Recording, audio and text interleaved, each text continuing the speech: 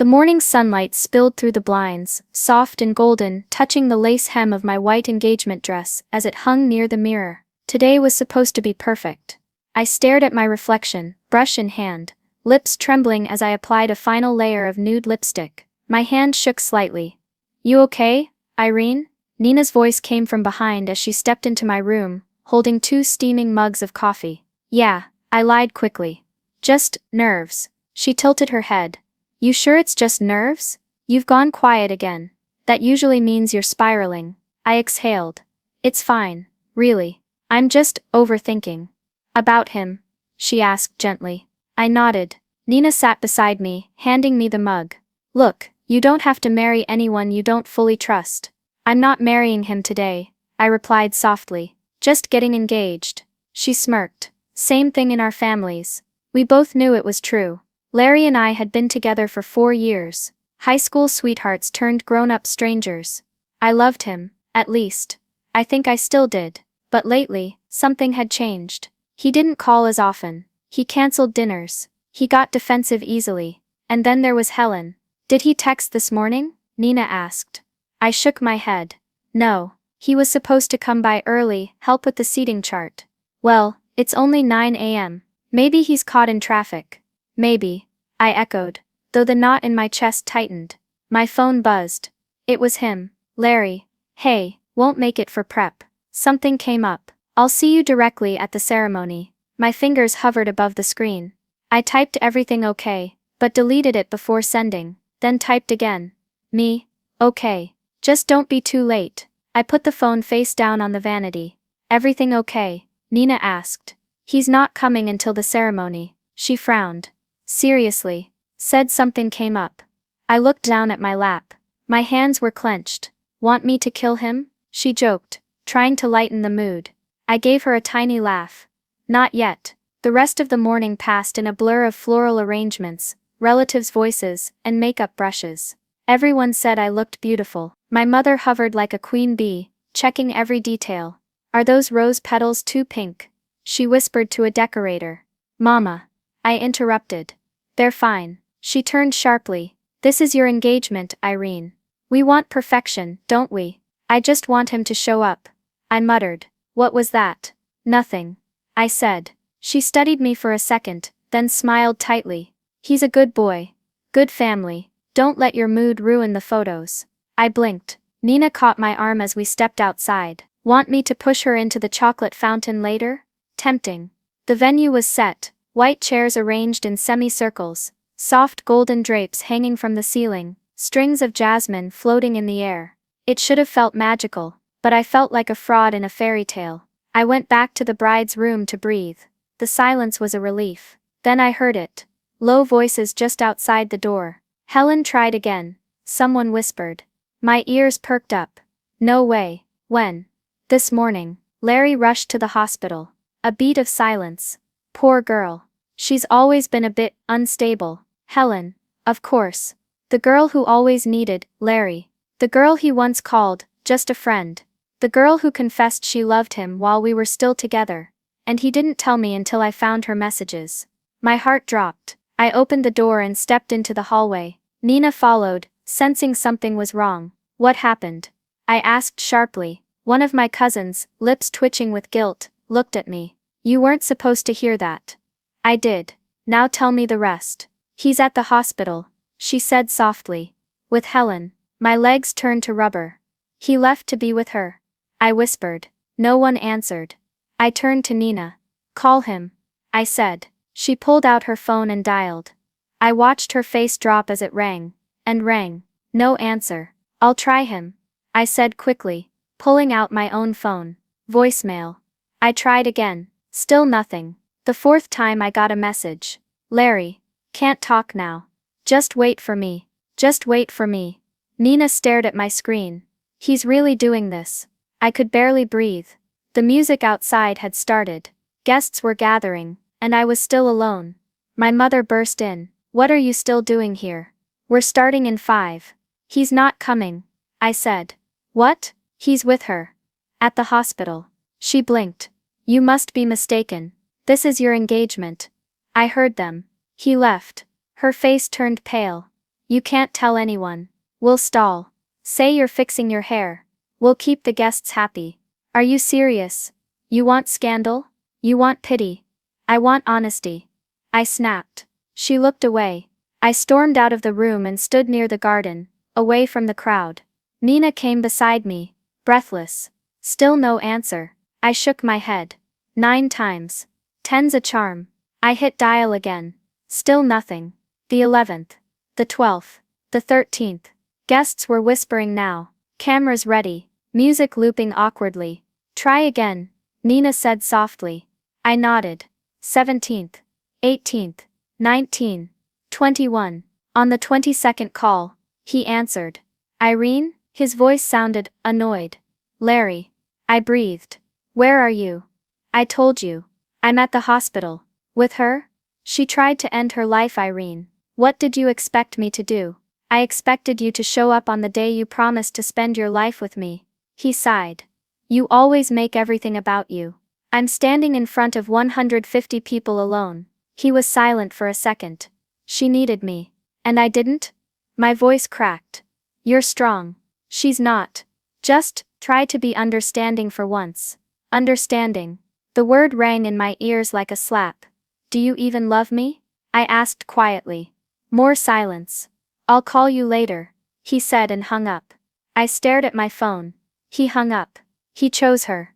He left me. The music stopped. I turned to Nina. He's not coming. She looked down. Eyes welling. I know. The crowd began to murmur. My mother paced, trying to keep people entertained.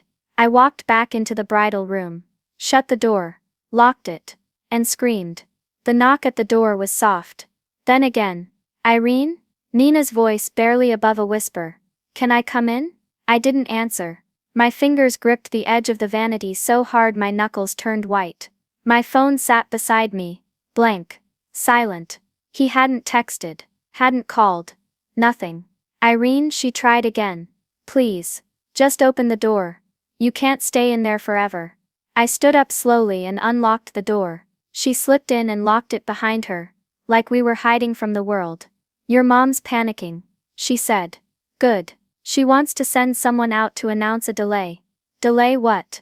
I snapped. There's no engagement anymore. She looked at me then sat beside me on the carpet. You're right, there isn't. And that's on him. Not you. I stayed quiet. Do you want to talk about it? She asked. I laughed bitterly. Talk about what? That my almost fiancé is holding another woman's hand while I sit here in full makeup like an idiot.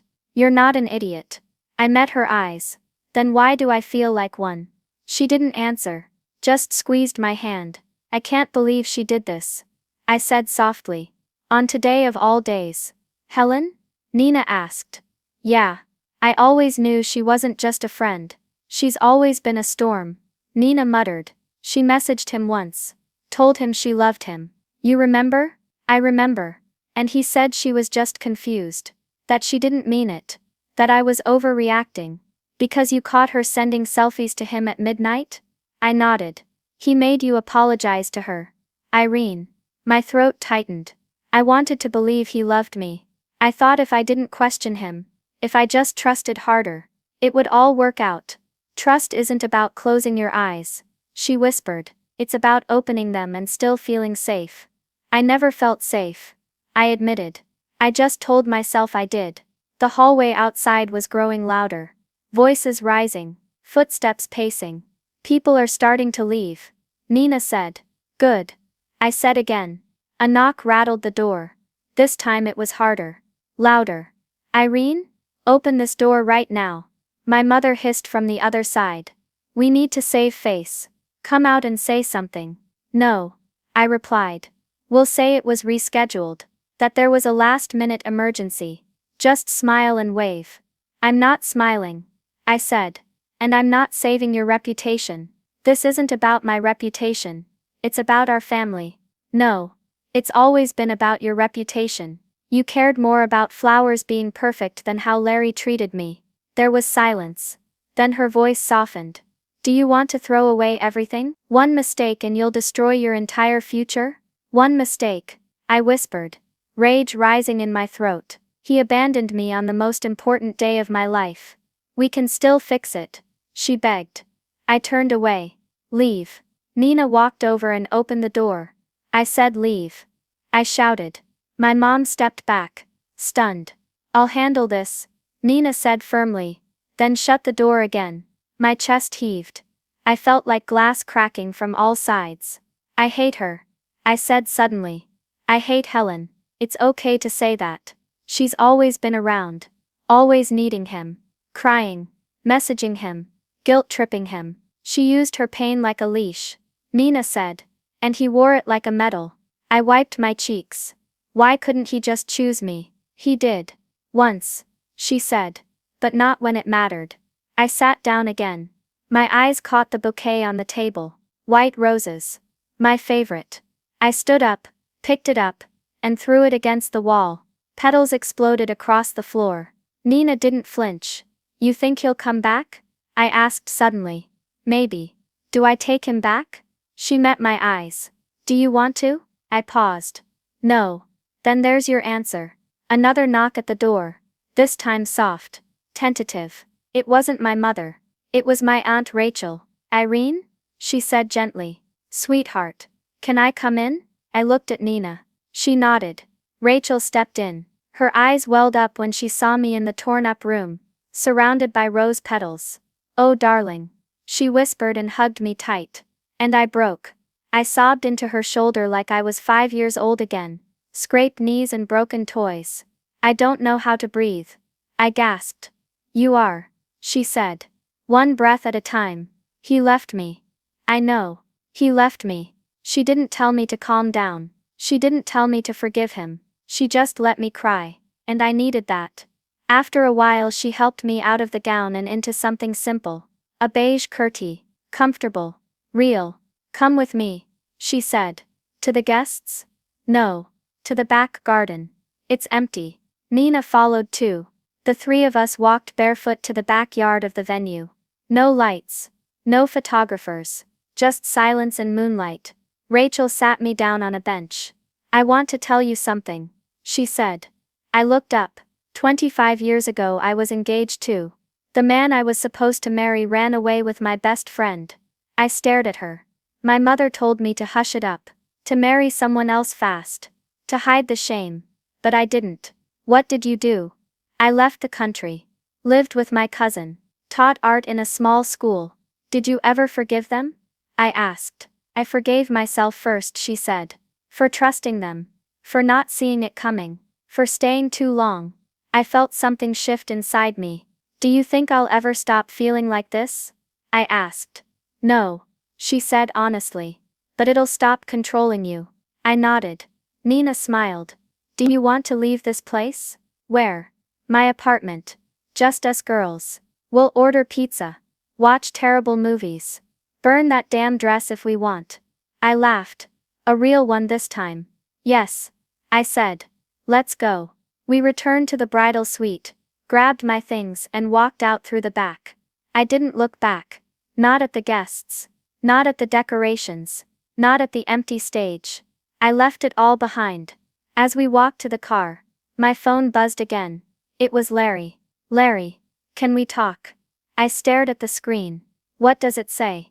Nina asked. He wants to talk. Rachel tilted her head. Do you want to talk? No. I said, deleting the message. This time I meant it. Back at Nina's apartment, I sat on the floor with a blanket wrapped around me, a half-eaten slice of pizza on the table and my phone clutched in my hand like a lifeline. I wasn't ready to cut. The engagement that never happened had gone viral. Photos of me waiting. Guests whispering. A flower girl sitting alone on the stage. I didn't even know who took them. But they were everywhere. My mother had messaged Nina's mom saying she was devastated. Not because her daughter got abandoned, but because people were talking. I hadn't replied to anyone. Not to Larry. Not to my mom. Not to the aunties offering pity-laced advice. Just silence. Until now. Irene. Nina said gently. You've been staring at that screen for 2 hours. He messaged again. I muttered. She froze. What does it say? Handed her the phone. Larry. I messed up. Please let me explain. I'll come over. No, she said immediately, handing it back. You don't owe him anything. I just want to know why, I whispered. Not for closure, just for sanity. Nina hesitated. If you want to call him, I won't stop you, but only if it helps you move forward, not back. I nodded. I stared at the phone for a long time. One ring. Two. No answer. I almost hung up, then tried again. Voicemail. Again. Still no response. On the fifth try it started ringing. 6. 7. He's not going to pick up, Nina murmured. Then why does he keep texting? I whispered. If he wanted to disappear he could've. Because cowards like to keep a door open. Well, I tried again. 8. 9. 10. Still nothing. I don't know what possessed me, but I kept going. 11. 12. 13. My fingers were shaking. Stop, Nina said, reaching for my hand. I pulled away. 14. 15. And then, 21. And on the 22nd call he finally answered. Irene. His voice sounded like gravel. Like sleep. Like he couldn't even pretend to be alert. Larry. I said, breathing too fast. Where are you? Why do you sound so upset? Are you seriously asking me that?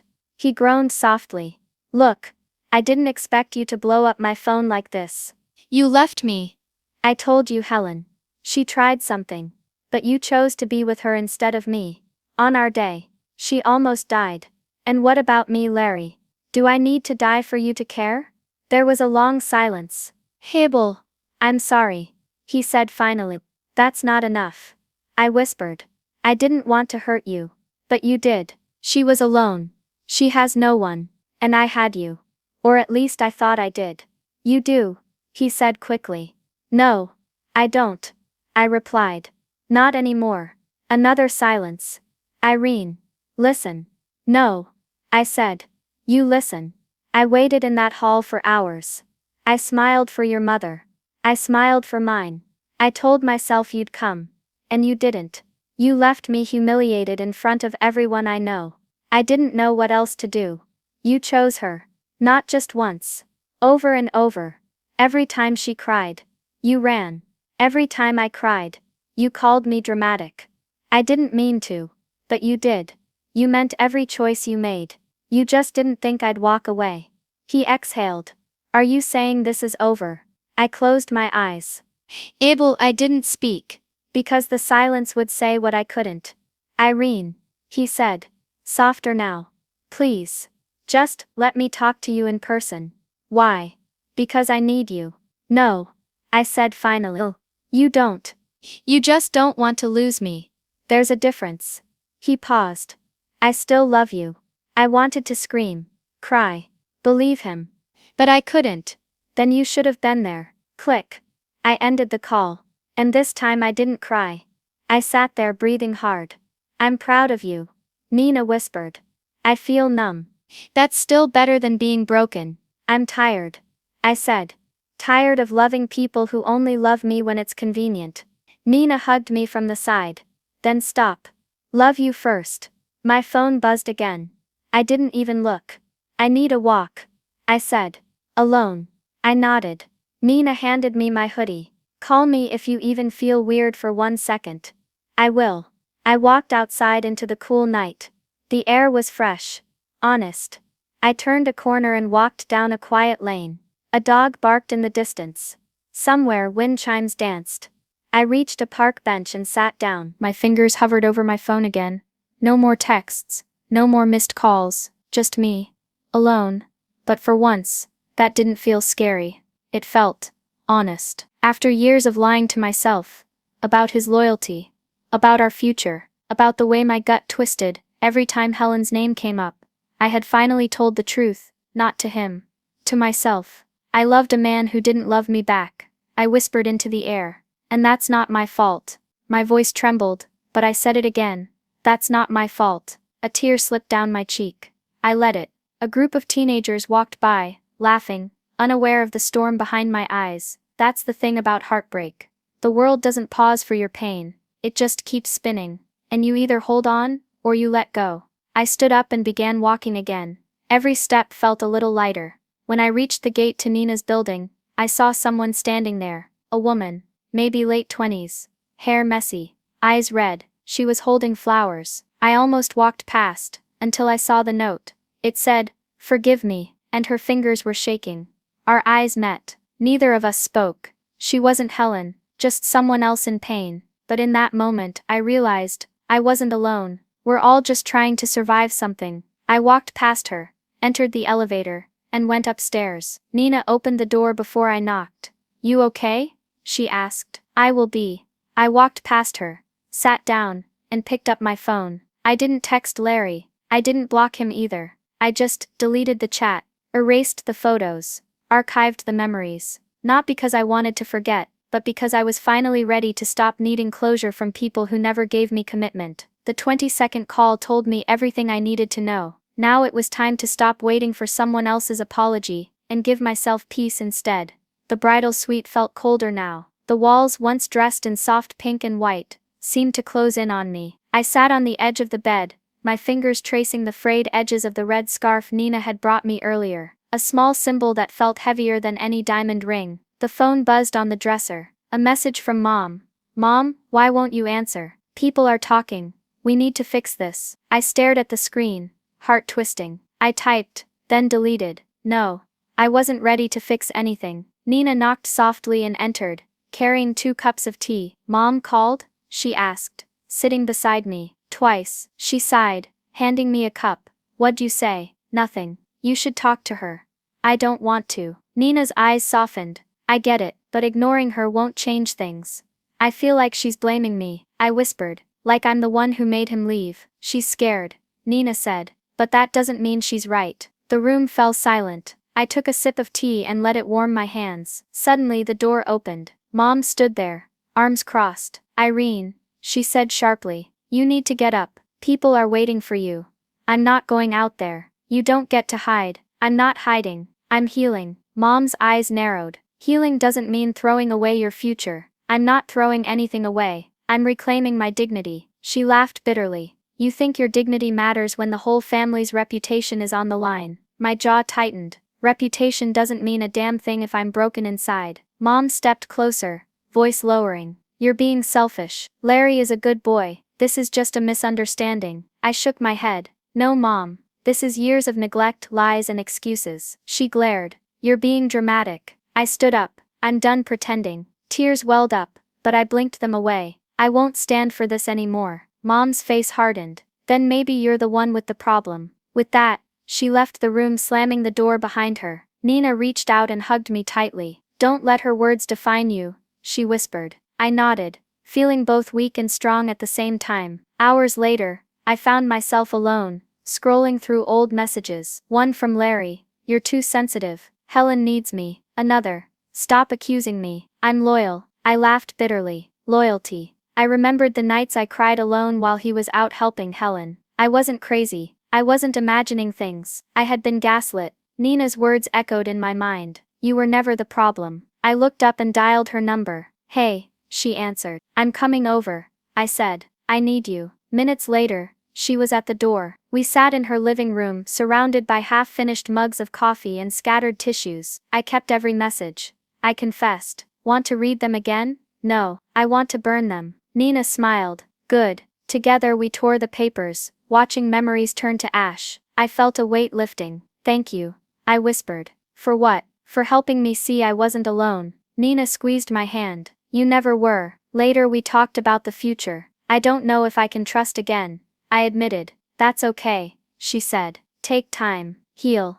I want to believe love is real." "It is. Just not his." Her words sparked hope. That night I dreamed of a life where I was free from lies, where I loved myself first. I woke up with a faint smile. For the first time in months I felt a flicker of peace. The days after that felt like walking through a fog. The world around me was loud. Voices, messages, questions. But inside, I found a strange kind of quiet, a silence that screamed. Larry's calls stopped after that last desperate message. The hospital news about Helen trickled in through relatives and gossip. She was alive, in therapy. He'd lost his job. His world was unraveling, but none of it mattered to me anymore. I had stopped waiting. One evening, Aunt Rachel came to see me. She didn't ask why or how, she just sat beside me, holding my hand, letting the silence say what words couldn't. You don't have to be strong all the time, she said softly. It's okay to break. I nodded, tears spilling down my cheeks. For once I wasn't ashamed to cry. She stayed for hours, telling stories of her own heartbreaks and betrayals. Her voice was a balm, gentle and real. After she left, I sat alone in my room and pulled out my journal. It was blank,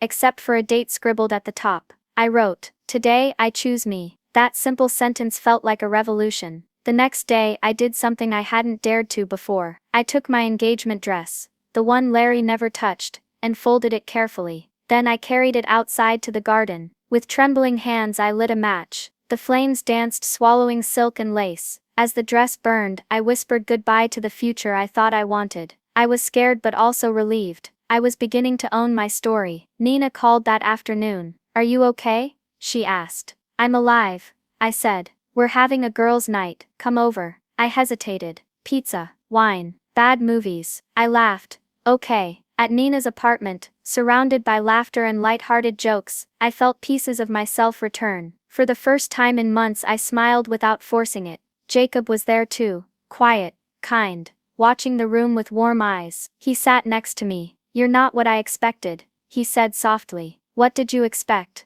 "Someone broken." "But you're not." I shrugged.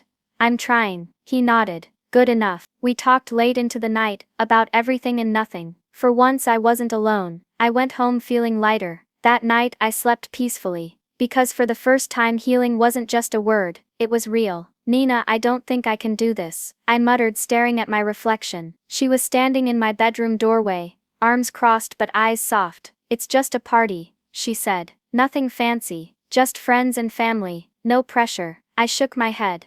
"I'm not ready. I'm still raw." She stepped inside and sat on the bed. "You've been locked away for weeks. It's time to face the world." I looked away. "I don't want to be pitied." "You won't be," she promised. "Besides, Jacob's going to be there." My heart skipped. "Jacob?" "Yeah.